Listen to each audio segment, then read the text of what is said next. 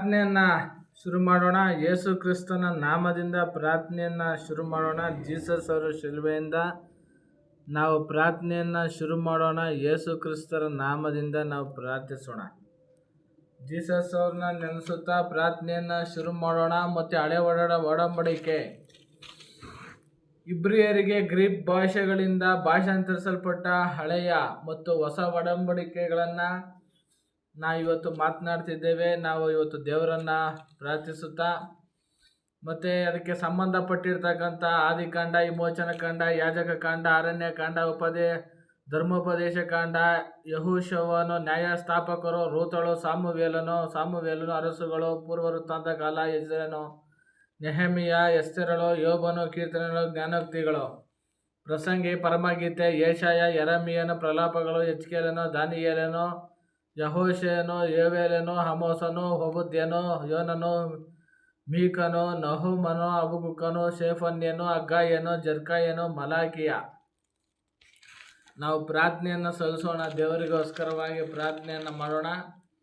ಮತ್ತೆ ಮತ್ತಾಯನು, ಮಾರ್ಕನು, ಲೂಕನು, ಯೋಹಾನನು, ಅಪೊಸ್ತಲರ ಕೃತ್ಯಗಳು, ರೋಮಾಪುರದವರಿಗೆ ಬರೆದ ಪತ್ರಿಕೆ, ಕೊರಿಂಥದವರಿಗೆ, ಗಲಾತ್ಯದವರಿಗೆ, ಎಫೆಸರವರಿಗೆ, ಫಿಲಿಪಿಯರಿಗೆ, ಕೊಲೊಸ್ಸೆಯವರಿಗೆ, ಥೆಸಲೋನಿಕದವರಿಗೆ, ತಿಮೋಥೆಯನಿಗೆ, ತೀತನಿಗೆ, ಫಿಲೆಮೋನನಿಗೆ, ಇಬ್ರಿಯರಿಗೆ, ಯಾಕೋಬನು, ಪೇತ್ರನು, ಯೋಹಾನನು, ಯೂದನು, ಪ್ರಕಟಣೆ, ರೆವಲ್ಯೂಷನ್. ನಾವು ಹಳೆ ಒಡಂಬಡಿಕೆಯನ್ನ ಪ್ರಾರ್ಥಿಸುತ್ತಾ ದೇವರನ್ನ ಪ್ರಾರ್ಥನೆಯನ್ನ ಮಾಡೋಣ.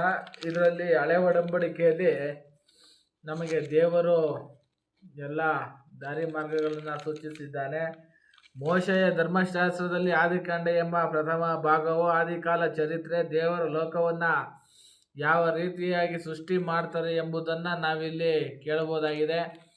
ಆದಿಕಾಲದ ಚರಿತ್ರೆಯಲ್ಲಿ ದೇವರು ಲೋಕವನ್ನು ಸೃಷ್ಟಿಸಿದ್ದು ಇದನ್ನು ನಾವು ಪ್ರಾರ್ಥನೆಯಲ್ಲಿ ಮಾಡ್ಬೋದಾಗಿದೆ. ಆದಿಕಾಂಡದಲ್ಲಿ ದೇವರು ಮತ್ತು ಆ ದೇವರ ಆದಿಕಾಲದ ಚರಿತ್ರೆ, ದೇವರ ಲೋಕವನ್ನು ಸೃಷ್ಟಿಸಿದ್ದು, ದೇವರು ಮತ್ತೆ ಹೇಗಾಯಿತು ಎಂಬುದಾಗಿ, ಸಾಗರಗಳನ್ನು ಹೇಗೆ ಸೃಷ್ಟಿಸಿದರೋ, ಭೂಮಿಯನ್ನು ಹೇಗೆ ಸೃಷ್ಟಿಸಿದರೋ, ಬೆಳಕನ್ನು ಹೇಗೆ ಸೃಷ್ಟಿಸಿದರೋ, ಮತ್ತು ದಿನಗಳನ್ನು ಹೇಗೆ ಸೃಷ್ಟಿಸಿದರೋ, ಆಕಾಶ ಮಂಡಲದಲ್ಲಿ ಹೇಗೆ ಸೃಷ್ಟಿಸಿದರೋ, ಹಗಲು ಮತ್ತು ಇರುಳನ್ನು ಹೇಗೆ ಸೃಷ್ಟಿಸಿದರು ಎಂಬುದಾಗಿ ದೇವರು ಈ ಪುಸ್ತಕದಲ್ಲಿ ನಮಗೋಸ್ಕರವಾಗಿ ತೆರೆದಿಟ್ಟಿದ್ದಾನೆ.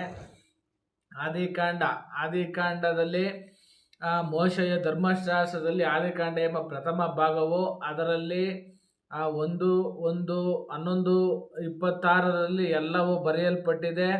ಅದರಲ್ಲಿ ನಾವು ದೇವರು ಯಾವ ರೀತಿಯಾಗಿ ಸಾಯಂಕಾಲ ಮತ್ತು ಇರುಳು ಮತ್ತು ಮಧ್ಯಾಹ್ನ, ಆಕಾಶವು ಮತ್ತು ಕತ್ತಲನ್ನು ಹೇಗೆ ಸೃಷ್ಟಿ ಮಾಡಿದ್ರು ಎಂಬುದು